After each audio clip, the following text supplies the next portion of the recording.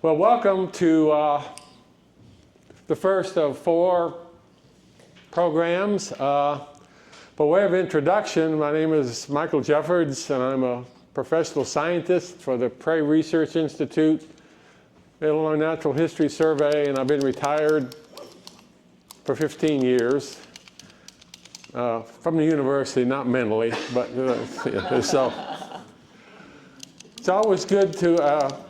I'm an entomologist by training. My wife is an entomologist by training, and believe it or not, we both worked at the same place for 32 years, and we retired on the same day. So it's been good. So how did we end up at the place that we are at? It's always interesting. People always say, how did you get to where you are? Well, I'll give you a little bit of introduction. First of all, this is the title, and we'll talk more about that shortly. But one of my earliest memories marks the moment I became aware of something bigger than myself. Have you ever done that? You're like, wow, there's more to things going on. And I was 9 years old in southern Illinois, walking home from school. I think it was probably 3rd grade. And I ran across this, sitting on a tree trunk in my hometown in southern Illinois, the Cecropia moth. And guess what? I was hooked. I was absolutely spellbound. I took it home and started my insect collection at 9 years old. That was 66 years ago, and I've not stopped since. And Sue and I, we've been married for 43 years, and we do the same thing. We have the same interest. We like to do the same things. And these talks are based on a very simple thing, a lifetime's worth of observations and documentation. We have information from Illinois. We have information from the US. We have information from the entire world. And we're going to include all of that in these talks. And you'll see how this is going to evolve shortly. And it's important. I don't know if you read the news or the weather, or, I try not to avoid the news anymore. But there's some interesting quotes. It says, in the end, we will conserve only what we love. We will love only what we understand. We will understand only what we are taught.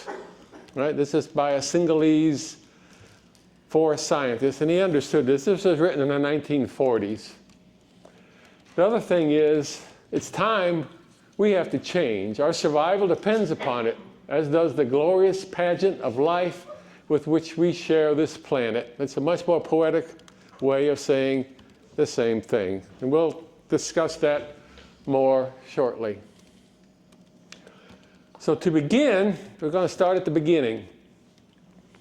What sets the Earth apart from all other planets in our solar system, from all other planets in our galaxy, the Milky Way, from all other planets in the universe as far as we've been able to tell? When I ask people that, they inevitably say water. No, it's not water. There's water all over the galaxy. We've detected it. What makes the Earth unique is this. What is this? It's life. That is what makes the Earth unique. Can't get away from it. It's everywhere. And we call it, scientists call it biodiversity, biological diversity, life, diverse life, right? I know diversity is a bad word now. No, it's not. It's still there, biodiversity. As Martin Dansky said, it still amazes me how many millions go to discovering another star in the galaxy when we're sitting on top of another undiscovered world beneath our feet. Yes. I said, Sue and I have been studying insects for 60 years. Every time we go out, we find something new and we find something we don't know, right? You try to get a grant to study this, yeah. Oh, here's $7 billion, go look for a new star, or go to the moon and do something. Yet we have this great diversity of life on Earth. So what is it? Well, David Attenborough said biodiversity is a variety of life in a given area, planet Earth, that's the only one we have, including animals, plants, fungi, and microorganisms. Other terms used to describe biodiversity include biological diversity, biological variability, and diversity of life. Okay? A more poetic way of putting that is by author Leanne Hinson, who wrote Mystery, that timeless, endless, everlasting mystery which pours forth from the abyss into the forms of the world. Right? We do projects, and we were out spotlighting the other night, and I found an insect I hadn't seen in 67 years, right? And I'm like, where have you been for all this time? Who knows? We live on a Goldilocks planet. We're not too close to the sun, we're not too far away. We have the right rotation, et cetera, et cetera, et cetera. It's a perfect place for life to develop, and it has developed in its myriad forms. This is a new term. Politicians hate this term because it means they have to do something. But biodiversity was introduced in the late 1980s by Walter Rosen, National Academy of Sciences, and the first book appeared in 1988 by E.O. Wilson called Biodiversity. It's got a beautiful cover. Trying to read it, yeah, it's a little tough. It's a little dense, right? But it was the first of its kind. Now there are hundreds and hundreds. The library out here, I bet you half the books deal with some form of biodiversity, non-human biodiversity. So,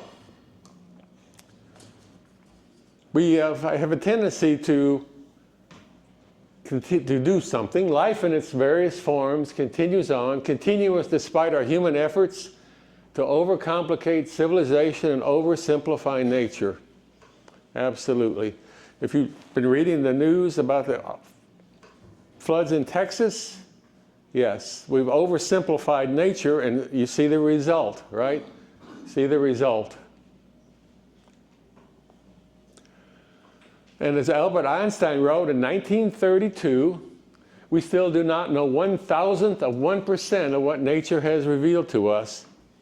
And 100 years later, we still know 1,000th of 1% of what nature has presented to us, because every time you answer a question, you open up hundreds and thousands of more questions. So, to be poetic again, everywhere is a sense of secrets, and for a good reason. For everything that science does know about biologically, there is so much more we cannot explain, right? We research it, we look, but we still don't understand.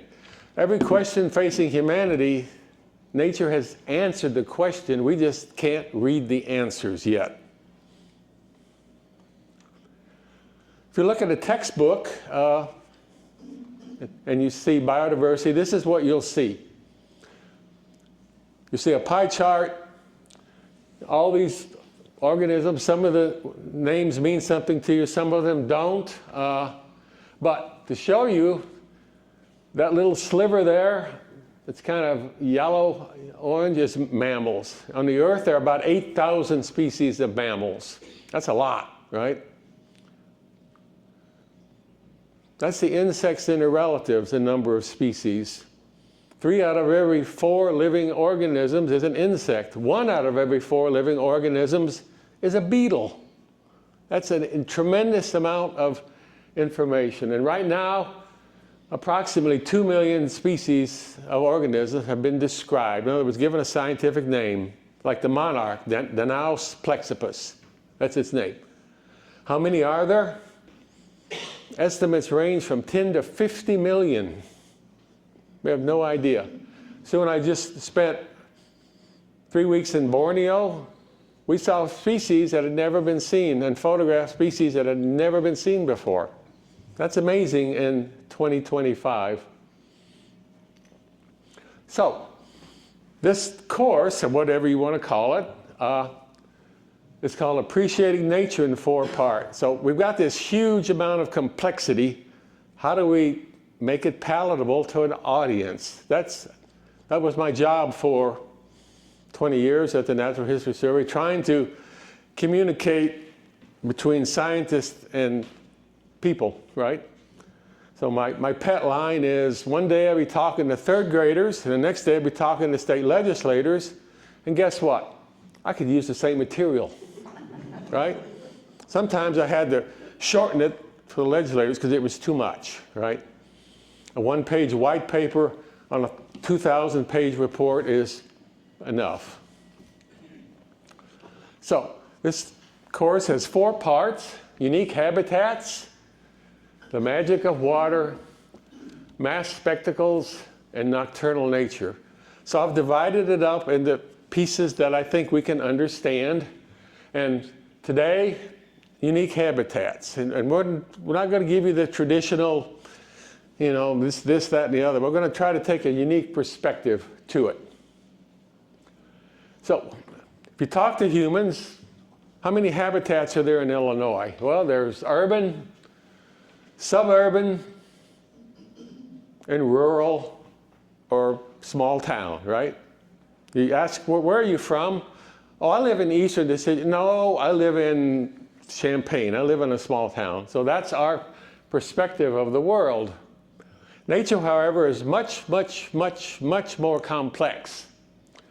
It's made up of ecosystems, which contain numerous habitats, which each habitat has a bunch of communities. Those communities have populations of organisms, and those organisms have individual species in them. But this is not a course on ecology, so we'll forget ecosystems, communities, populations, and species. Today we're going to talk about habitats, okay? You've often heard the term, the greatest threat to biodiversity is loss of habitat. Well, what does that really mean? It's simple. A place where an organism makes its home is its habitat, right? Champaign-Urbana is our habitat, right? So a habitat meets all the environmental conditions an organism needs to survive. Otherwise, it goes extinct or extirpated, right? So on the Earth, we have 6 major habitat types. We call them biomes: forests, grasslands, deserts, mountains, polar regions, and aquatic. If you divide the Earth up, it looks something like that, and it's pretty complex, right? But you see, the further north you get or the further south you get, the fewer habitats or biomes there are. But toward the middle, there's lots and lots of different biomes. And this is a simplification. Some friends of ours and colleagues wrote this book called Habitats of the World, a field guide to birders, naturalists, and ecologists. There are 600 habitats in there, and they have simplified it. Because Sue and I reviewed the book, and we said, this is way too simple. And they said, well, the book is this thick, weighs 12 pounds or something, but it's still too simple. In Illinois, we have biomes, right? This is a map of how a biologist views, or geologist views, Illinois. And it has natural divisions. There are 14 of them, and they're very different. If you drive across Illinois, you see right now, what do you see? A blanket of corn and soybeans, right? And occasional development. But hidden within that are these 14 natural divisions. We live in a Grand Prairie division. I was born in a Coastal Plain division. If you drive from Chicago to Cairo, and if you know what you're looking for, things change as you cross one of these lines. It's a very interesting thing to realize what's going on. And guess what? In Illinois, we have 93 different distinct types of habitats. Wow. When I told that to the authors of the Habitats of the World, they said, oh, can't deal with that. That's too complicated. So they put 2 in Illinois, grasslands and forest. right? That's how simplistic sometimes our view of the world is. So we're going to start by looking at worldwide habitats. And we're going to look at habitats you probably have not experienced. So seeking experience in nature at its most spectacular in moments that inspire a yielding of fear and expectation to awe and wonder. Wow. That's the way Sue and I travel, right? As my neighbor said, you don't vacation, you explore. And that's what we're doing. We've been exploring for the last 20 years. So let's look at a habitat we don't really have in Illinois, mountains. We're going to look at a certain type of mountains. This is the Andes. And we're going to look at a specific type of habitat, the paramo, which we refer to a variety of alpine tundra ecosystems located in the Andes Mountains of South America. This is Colombia. Down there's Ecuador. You see the pink areas? That's paramo, okay? And it's high altitude. So superparamo is the highest elevation and is usually considered to be a transition zone between permanent snow region and the lower grass paramo zone. The superparamo is generally narrow and exists atop loose stones and sandy soil 14,000 to 15,000 feet. So it's pretty narrow. And if you go there, you better take altitude pills, right? Or get in shape, because it's an interesting place.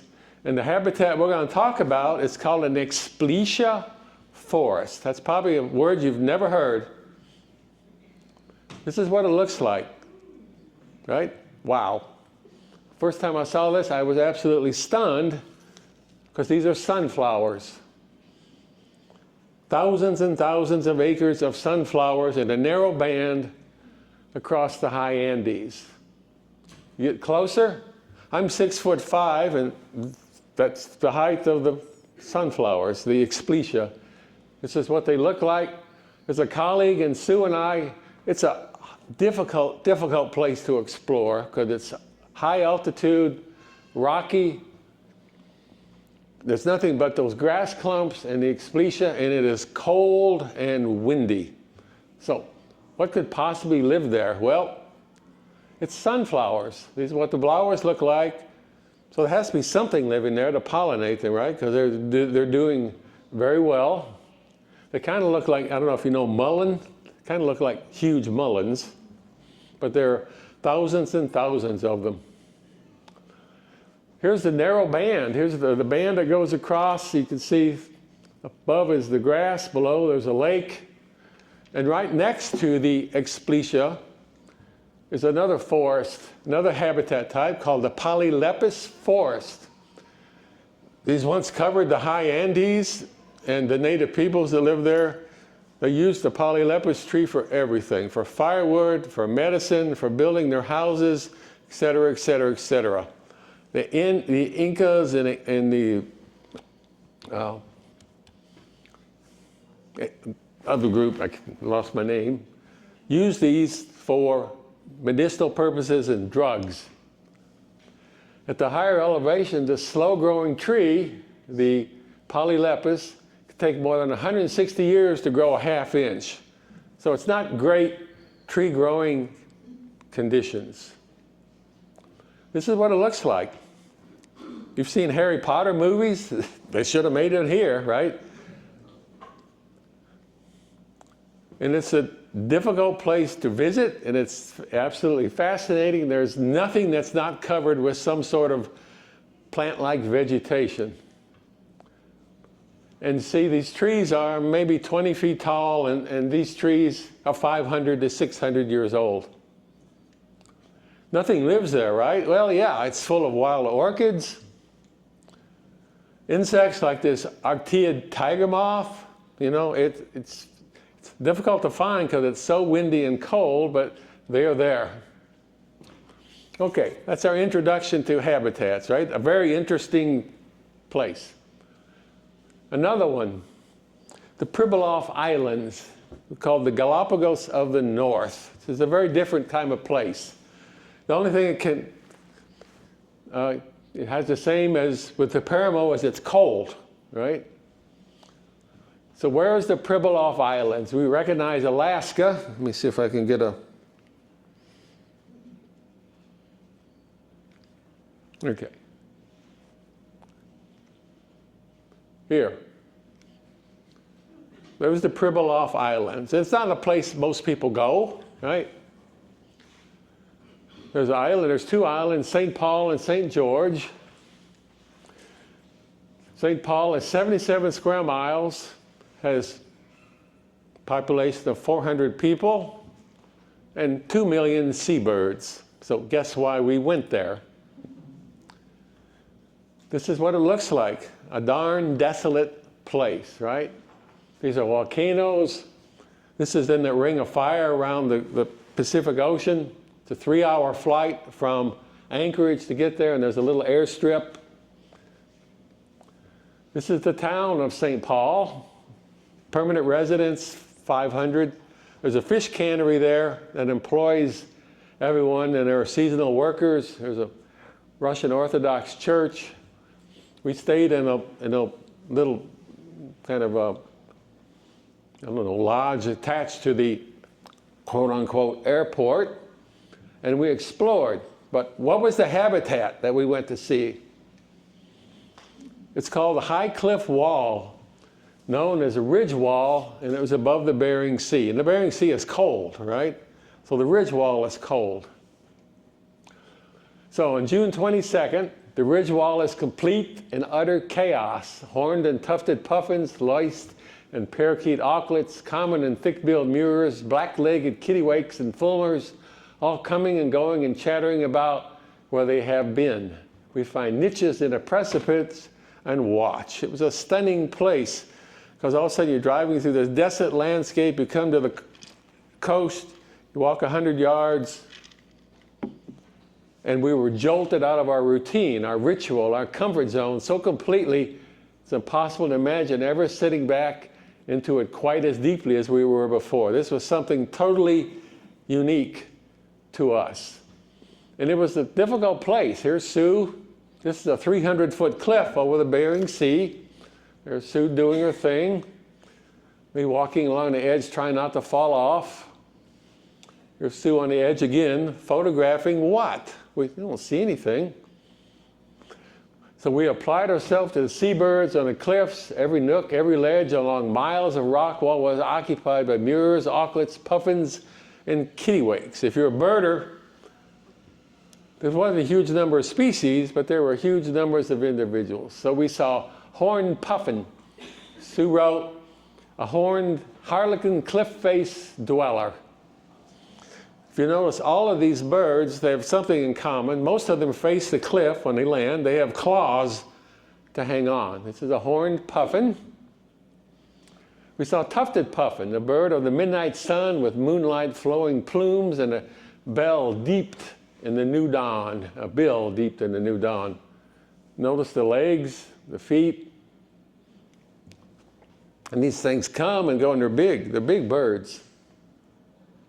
We saw least auklets, these little goofy looking things, quizzical lichen-colored rock toppers. And they just looked at us. They just sat there, they didn't.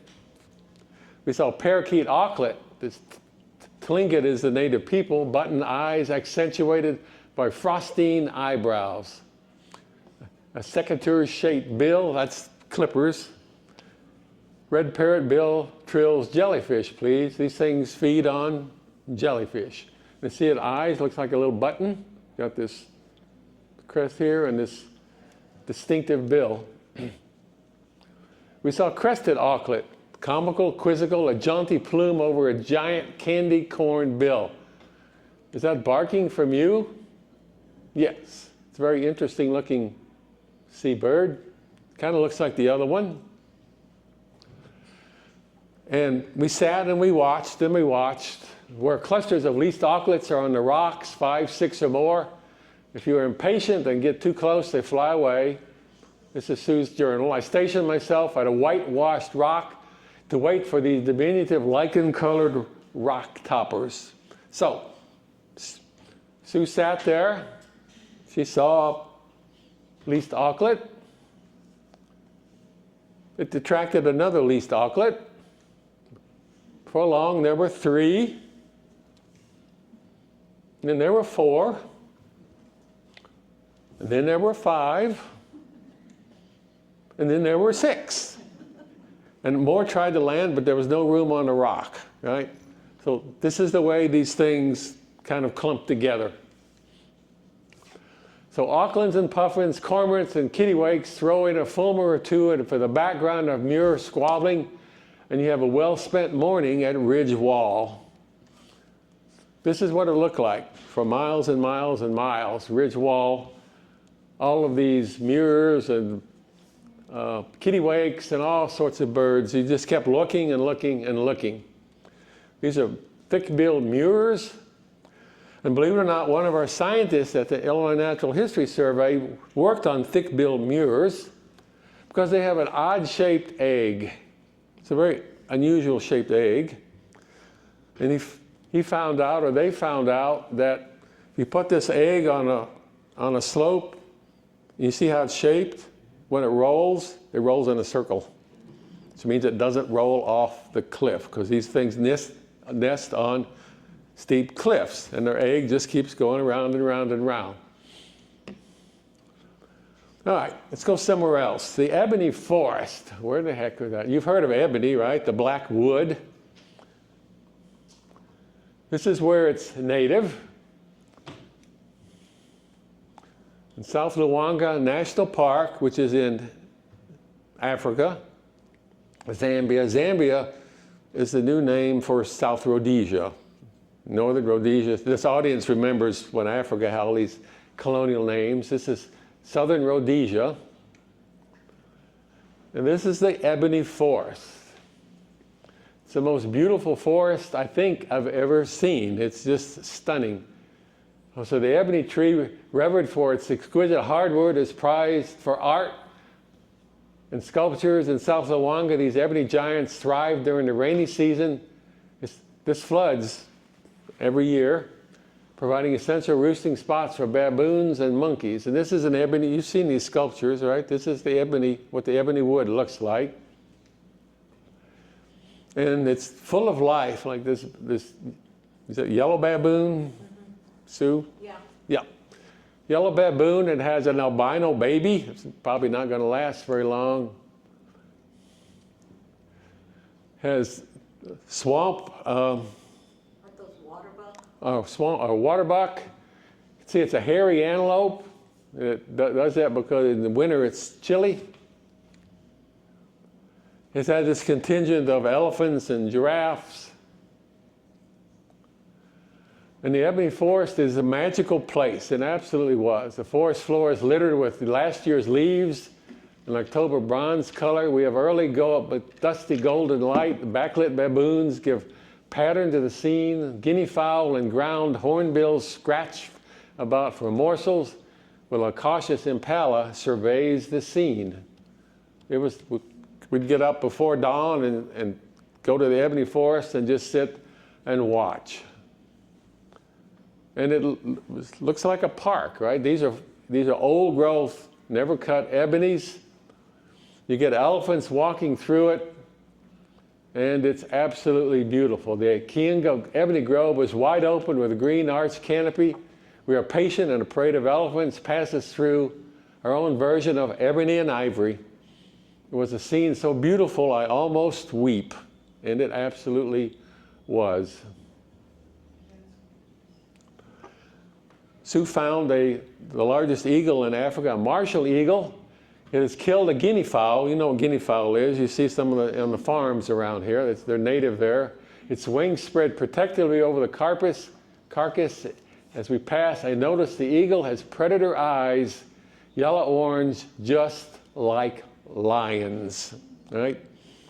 This is my bird. Leave me alone. This eagle is large.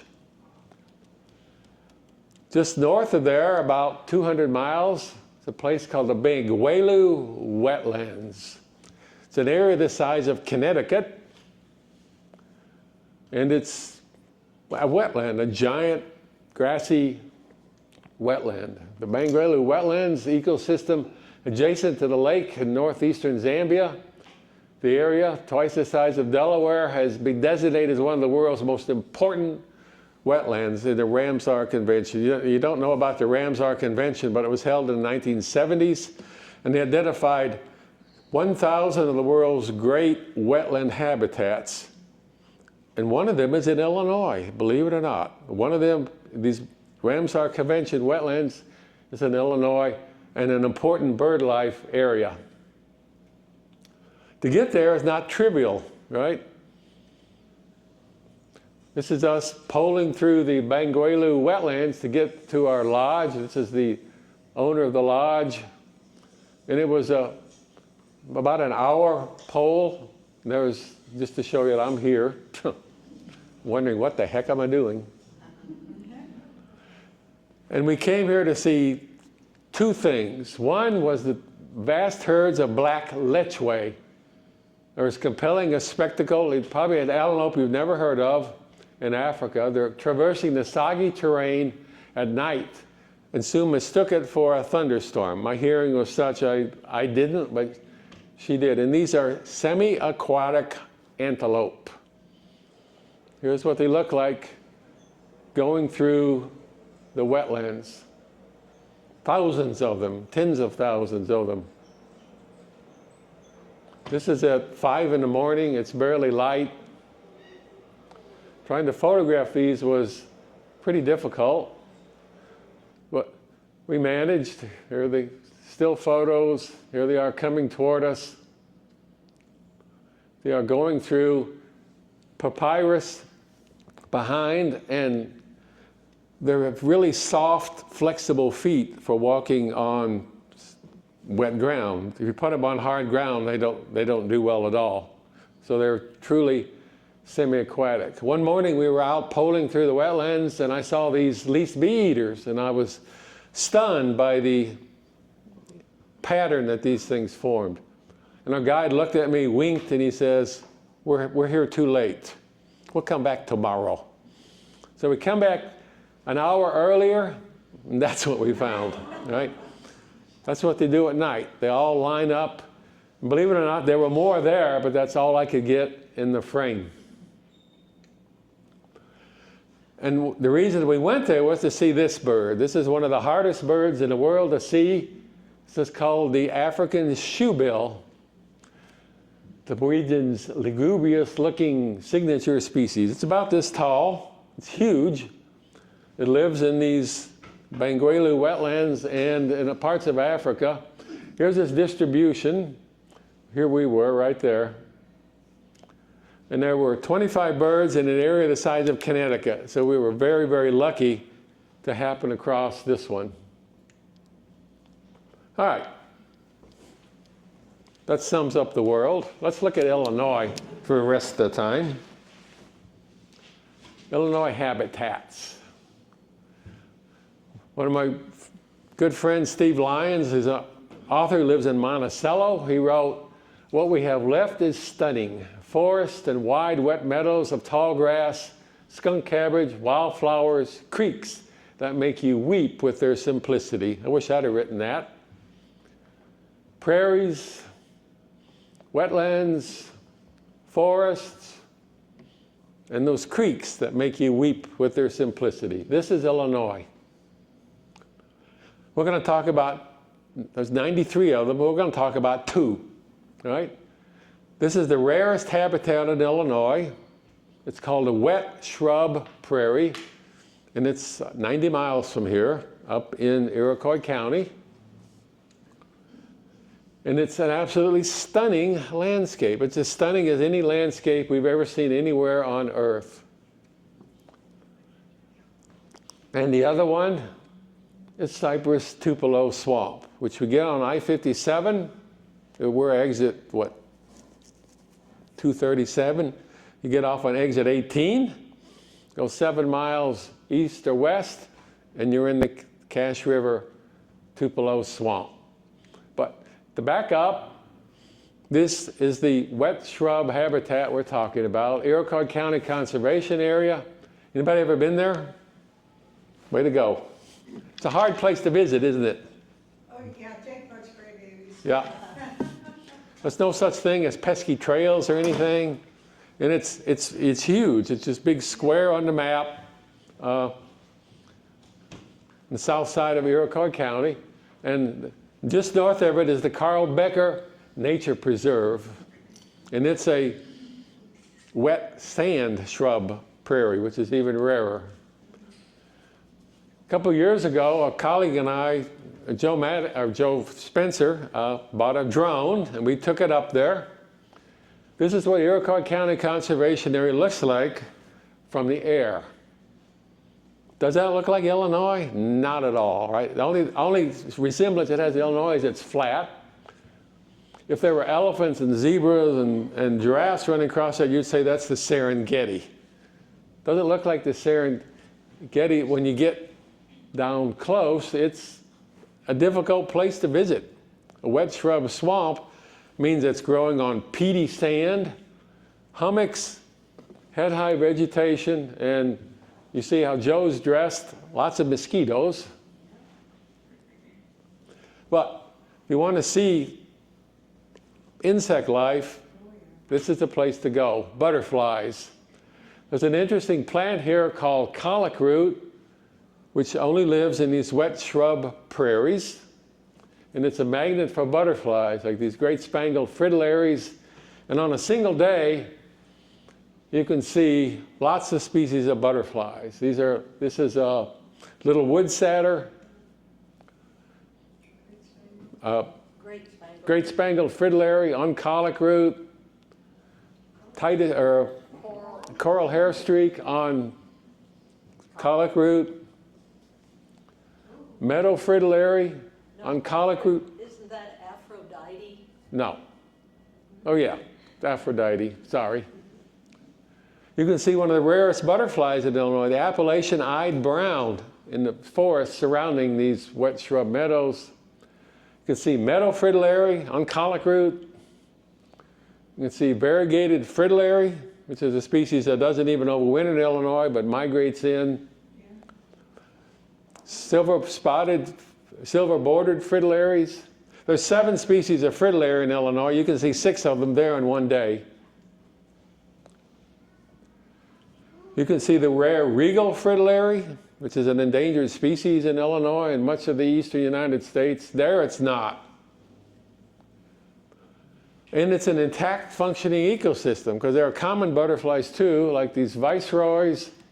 And we know it's an intact functioning ecosystem because there's predation going on, the food chain as well. Here's a crab spider, Mijumina, feeding on a viceroy. Excuse me.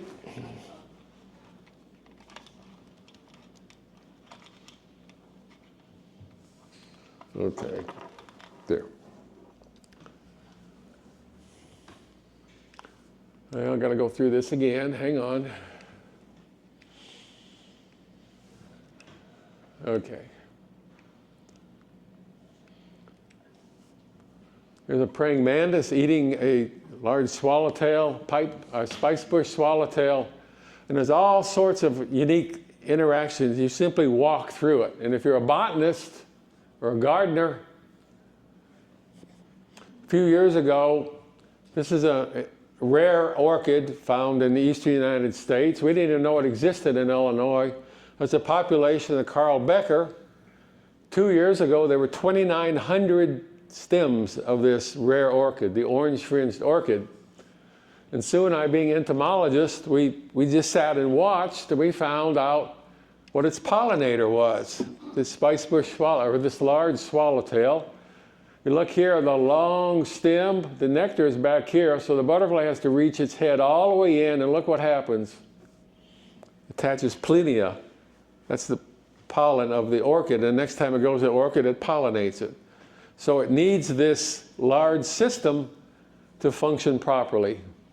There's also a population of another rare orchid in Illinois, the grass pink, and to get to this is difficult. I'm not as mobile as I used to be, but it's difficult. Okay, let's go to somewhere else, southern Illinois. the Cache River watershed. This is the entrance to the Cache River watershed. When I first went here 50 years ago, this was a wooden suspension bridge. This is the Cache River. It flooded, washed it out, and several years ago they put on this nice metal bridge. It's interesting, this is ADA approved site, and yet to get to the bridge on either side there are a series of steps. You know, who knows?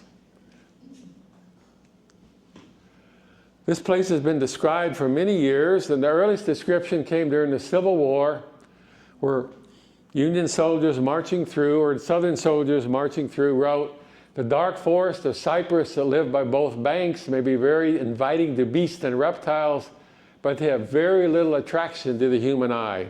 Yeah, you imagine a soldier hiking through this. The cypress swamps are a grand sight. This is an optimist. Trees almost as thick as they stand are from 60 to 80 feet without a limb. These are both, one from Iowa and one from, yeah, they're both from the Iowa Infantry, which are heading south through the Civil War. And what does this habitat look like? That. Okay, that's what it looks like. What makes this area unique is that it's a cypress tupelo swamp. It's a southern landscape, but it has 4 distinct seasons. Most cypress swamps in the southern U.S., they have 2 seasons, right? They're wet and dry. Here, we have spring, summer, fall, and winter. And it's populated by cypress, which is a deciduous evergreen. You know what that means? It's an evergreen like a pine, but it loses its needles in the spring. We have 2 species of deciduous evergreens. We have the tamarack in northern Illinois, and we have the cypress in southern Illinois. So I wrote in my journal once, this is one of my favorite places, the cache, a place where curiosity, intellect, and creativity can roam free, where the cares of the world melt into the sheer wonder of it all. I've been to Heron Pond, and a busload of 4th graders showed up. The teacher walked them through the woods, and when it got to this place, they shut up. You know, 4th graders, 40 4th graders, because it was like walking into a cathedral, into a church, and they were literally stunned into silence by seeing this place. Edward Abbey, quote, said, "This is the most beautiful place in the world, and there are many, many such places." This is one of them. This is that Ramsar site, wetland of international importance. This is cypress tupelo swamp in the middle of summer when it's dry. So as I said, there are 4 seasons. The spring season is this pale green. It's lots of wildflowers, orchids. The trees have just begun to leaf out, and there's nothing prettier than an early spring cypress needle. Summer, it gets dense, hot, you know, like here. The vegetation, the pond, the water becomes covered with duckweed, has a different color green. But fall is absolutely amazing because the needles all turn bright gold and fall off. In winter, if you can get there in the winter, it's an absolutely spectacular place. And it's a landscape of incredible biological diversity. Every time we go there, we find something new. Giant cypress trees. There's a cypress tree down there that is 43 feet around. That's 14 feet across, which is and it's 1,400 years old. So here I am again at Heron Pond. Perhaps I come here because it's timeless and familiar. Maybe it's like coming home because I grew up 20 miles from here. And it looks like a coal swamp. You ever seen pictures of coal swamps in the Cretaceous and so forth? This is what it looks like, and it's a very, very unique landscape. This is Heron Pond. It's 77 acres of an upland cypress forest. Most of this landscape is disappeared, as you might expect. Originally, were 250,000 acres of it. From 1870 to about 1940, it was logged. What happened in Chicago in 1870? The Chicago fire, right?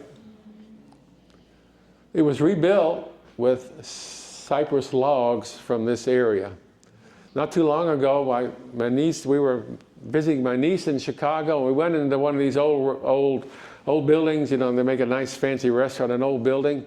I looked at the ceiling, and there were 12 by 12 cypress logs holding it up from this Cache River. So it's still there. But the company called the Main Brothers, they had a philosophy. They would buy land, these cypress swamps.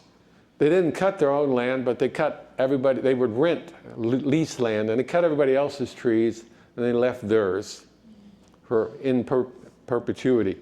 So all of these swamps to the left are the Main Brothers holdings after the company went bankrupt in the 1960s. So the reason we have these is because of logging. Landscapes in the winter, large populations of waterfowl. If you look in the forest, turn over logs, you say these are white grubs.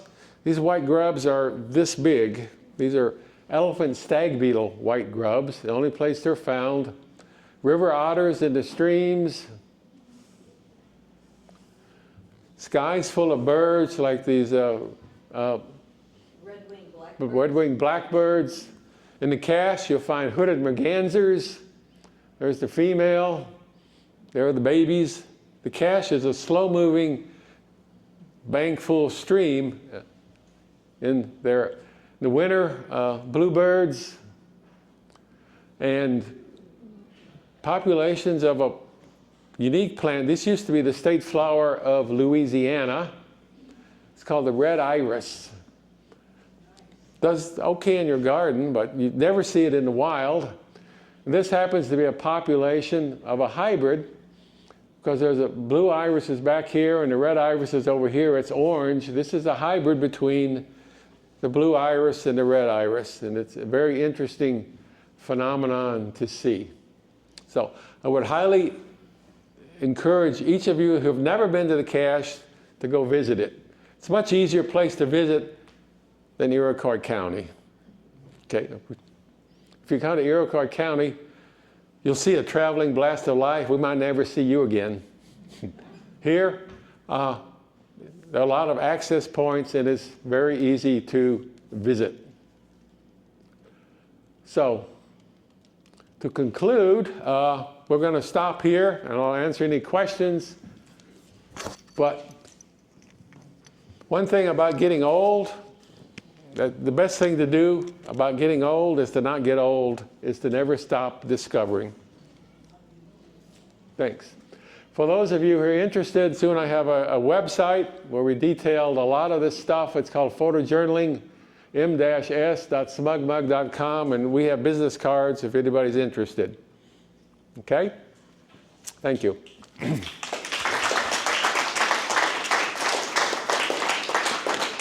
Questions? You said that, according to one of the conventions, there's a place in Illinois that's one of the best. The Cache River is the Ramsar site. Okay. And is there another? I don't think there's another one. The Everglades in Florida is a Ramsar site, but Cache River is one of those. It's a wetland of international importance. What's the best time to go to that Carl Becker Preserve? If you want to see the orchids, August 1st. And you got to look. It's about a mile hike, and it's through hummocky, rutted. Yeah, there's no trail. There's no trail. And you just have to. I'll have to tell you. Just draw you a little map. But yeah.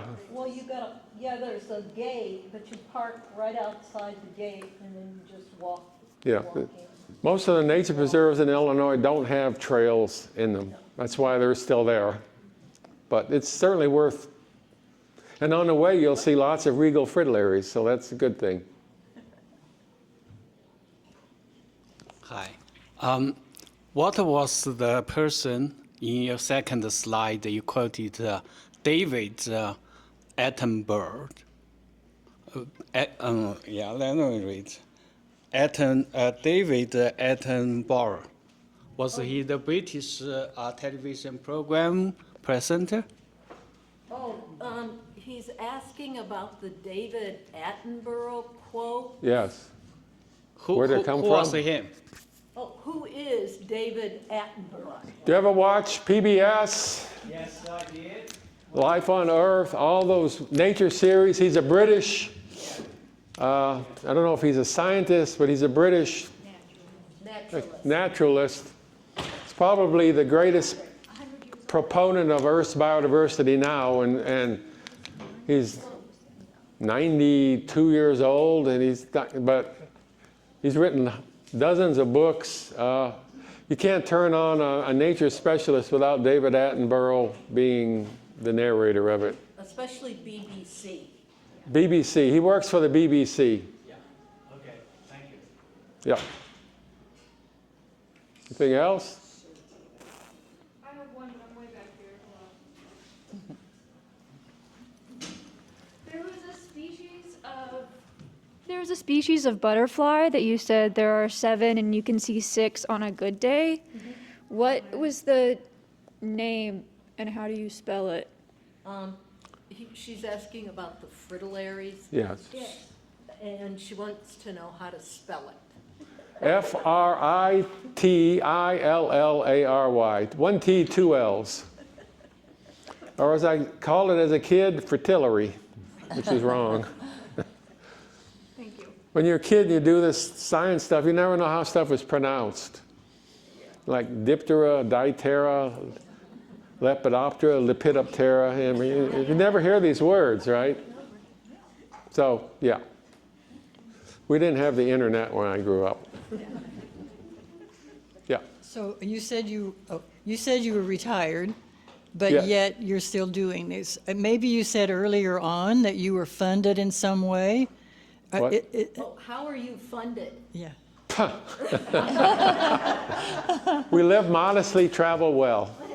That's what I wondered. If it The only trip I've ever been on that was funded by research was 1985. My colleague and I, Joe Maddox, spent 6 weeks in Europe exploring for gypsy moth pathogens. So from Portugal to Yugoslavia in those days, everything else this is what we do. Right. So, Yeah.